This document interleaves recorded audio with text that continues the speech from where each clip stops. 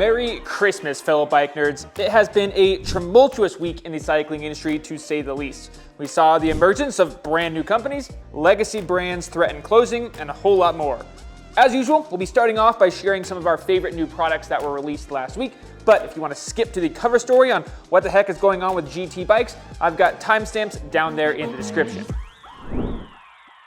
Like I mentioned earlier, there was a lot going on last week, and we have a lot of stories we'll be covering today. But the first is definitely the one that I'm most excited about. And that's this, the Zink Vacay frame, designed by none other than freeride legend Cam Zink. Usually the word freeride conjures up images of long travel dual crown bikes, but the Vacay actually just has 150 millimeters of highly progressive travel in the back and is designed to be run with a 160 millimeter fork. According to Zink, the bike is designed to blend freeride style with trail bike efficiency. That means you get things like long travel dropper post insertion, a geometry adjusting flip chip, and room for a water bottle in the front triangle. Where the bike really stands out from the rest of the field of, mid to long travel trail bikes is in the geometry. And clearly the Vacay has been designed for maneuverability over stability. In the high setting, the bike has a 65-degree head tube angle, tiny 420 millimeter chainstays, and just 23 millimeters of bottom bracket drop. And as if that wasn't enough to get every freeride fanboy on board, every frame will come signed by the man himself. Now, as of right now, the Vacay is only available in a frame-only option, and prices start at $1,600 and will go up depending on what shock you have spec'd with the bike. I would absolutely love to throw a leg over this thing. So if on the off chance, Cam Zink's cousin's ex-girlfriend, then hey, put a good word in for me and 99 Spokes and we'll see what we can do. Moving from freeride thrills to cross-country hills, our next product is the incredibly light Logos Gida SL wheel set. The new wheels claim to be wider, thicker, and more compliant than their predecessor, all while shedding over 150 grams, putting the total weight of the 28-spoke wheel set at just 1,240 grams. Obviously, Logos could have saved even more weight by going with a 24-spoke wheel, but they decided that the responsiveness and durability of the 4 extra spokes was worth the 90 or so grams that it added. So instead, they went all in on redesigning the rest of the wheel. The 295-gram rims feature a 30mm inner width and narrow 20mm profile for added compliance, perfect for the increasingly technical world of cross-country racing. These are laced to a pair of Logos Gen 2 Arche OS SL hubs that use a star ratchet driver with 36 points of engagement. Lastly, you're also going to get Logos' lifetime warranty and instant replacement program. Now, actually, that gets passed along from owner to owner should you pick these up secondhand. Of course, all this will cost you quite a bit. You're going to be $1,850 poor should you spec one of these on your own cross-country bike. Speaking of blending weight savings with comfort, our next product is the all-new Mavic Comete SL helmet. According to Mavic, the new lid is designed to provide an ideal mix of protection, aerodynamics, and comfort on the road, gravel, and cross-country trails.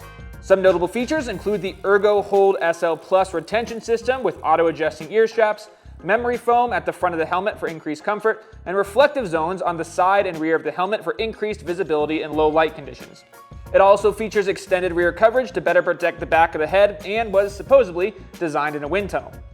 Lastly, the Comete SL does include Mavic's 3-year warranty and crash replacement plan, weighs 280 grams, and costs $190. The final product, or should I say final 6 products that we want to highlight today, come from the all-new road bike manufacturer ACOL. Before we get on to the bikes, let's start with the company's backstory.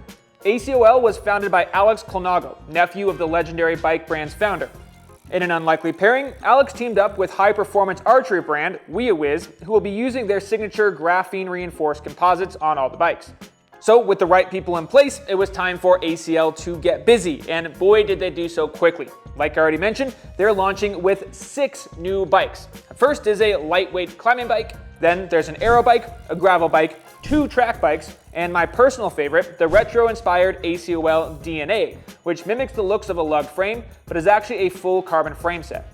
Specific details on pricing and availability haven't been released yet, but if I had to guess, I would say expensive and not too many. So if you're interested in one of these 6 bikes, you better start saving now. Transitioning now from an emerging brand to one that may or may not be dying out, GT.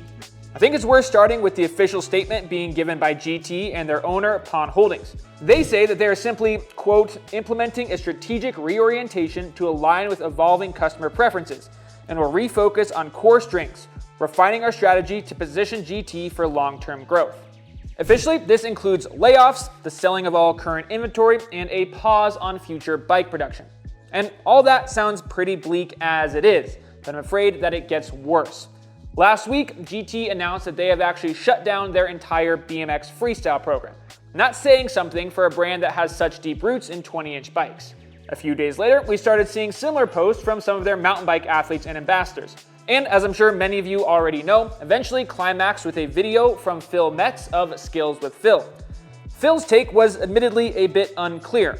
At one point in the video, he says that, quote, we were just informed that GT is going to be no more, but later in the video says, quote, they're not shutting down, they're going to sell the inventory that GT has, and then once that inventory is done, they're going to pause the brand. At the time of writing this script, there have been no sponsor changes announced by any of their bigger riders, including Barrage Vestovic, Windmasters, and the Continental GT Factory race team. So where does this leave everything?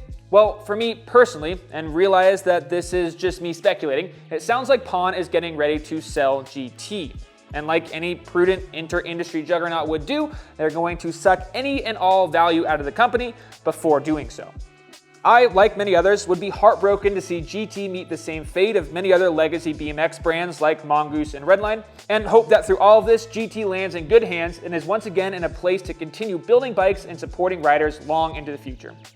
I wish I could tell you that that was the only case of financial trouble in the mountain bike industry we heard about last week, but sadly, our next story is more of the same.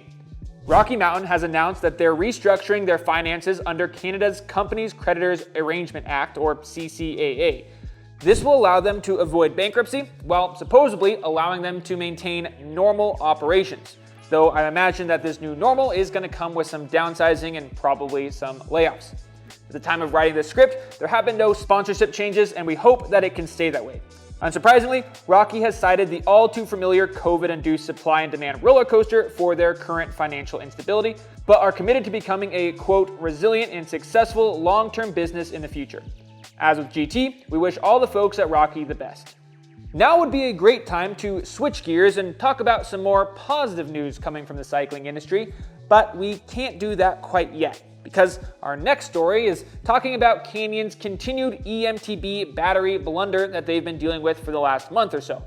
In case you didn't hear, Canyon has issued a stop use notice to riders of Carbon, Spectral On, and Torque On models earlier this month. Last week, however, Canyon announced that they will be giving a small refund to the owners of the impacted bikes, and even more importantly, they have said that by February of 2025, they will have a solution to this problem. So hopefully, those of you who own these bikes can get back on them.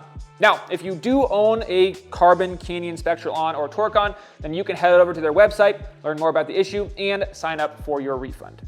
Thankfully, we do have one positive piece of industry gossip to talk about this week, and that's that the UCI has finally released the details on their Continental Cross Country and Downhill Race Series. The UCI describes the Continental Series as a springboard for a spot at the UCI World Cups, which is something our sport has been lacking for years. These events will essentially be a feeder into the big stage. The top 5 finishers from a single race will earn an invite into one World Cup race of their given discipline. The top 5 finishers of the series as a whole will earn a spot on the entire World Cup circuit the following year. In total, there are 25 weekends in the 2025 schedule spread throughout the Americas, Europe, and Oceania. There will be 12 downhill, 12 cross-country, and 3 short-course cross-country races. There's no word yet on if or how WBD Sports will broadcast these, but I've got to say, if they have a live broadcast on each of these Continental Cups, for one, there's going to be a ton more racing for us to watch, and number 2, it's going to be a great way for up-and-coming riders and their sponsors to get more media attention. Regardless of that though, there's no doubt that a clear and structured entrance into the top level of off-road racing is a great thing for our sport. It's time to wrap the weekly rewind up with something that got us stoked from the previous week, and we hope will do the same for you. This time around, we're talking about the full-length documentary put out by the Radivists on the history of mountain biking, titled Camera Corner. The movie chronicles Wendy Craig's photographical exploits during the formative days of off-road cycling, as well as features first-hand stories from Wendy, Gary Fisher, Joe Breeze, and more. The good folks at Radavist have made this film available for free, but if you're a serious bike nerd or just want to support the project, there's also a photo book that's going to be available this coming fall. Speaking of support, one way you can support us here at 99 Spokes is just by liking that video. That'll essentially tell YouTube that it's a good video and they'll show it to more people. And best part yet, it doesn't cost you anything. Thanks as always for tuning in to the Weekly Rewind. I hope you have a wonderful holidays, and as always, remember that bikes are for everyone. Have fun out there.